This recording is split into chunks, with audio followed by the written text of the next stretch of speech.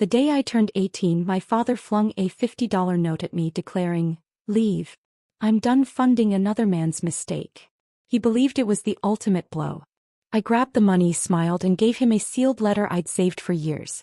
"I know," I told him. "My real dad is out there." He looked out the window, his face went ashen. Can you imagine spending your entire life being told you're a mistake?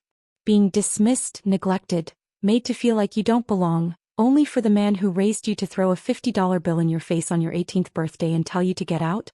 Yeah, that happened to me. But what he didn't know was that $50 wasn't the end of my story. It was the beginning of his undoing. To understand what truly happened that day, we have to go back. Way back. 10 years earlier, to be precise, to the first time I realized I wasn't like the other kids in my family. I was 8 years old. It was the spring recital at Highlands Ranch Elementary, and I had practiced Fur Elise for 3 months straight. My tiny fingers knew every single note by heart.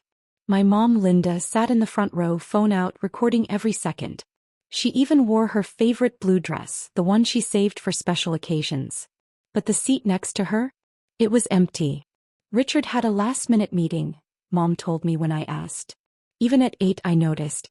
He never had last-minute meetings when Tyler had his soccer games. Tyler, my little brother, was 4 then, and Richard attended every match, even the ones where Tyler just picked dandelions on the field instead of playing. After the recital, I found Mom in the hallway. Her eyes were red, but she smiled and told me I was wonderful. "Why doesn't Daddy ever come to my things?" I asked. She didn't answer.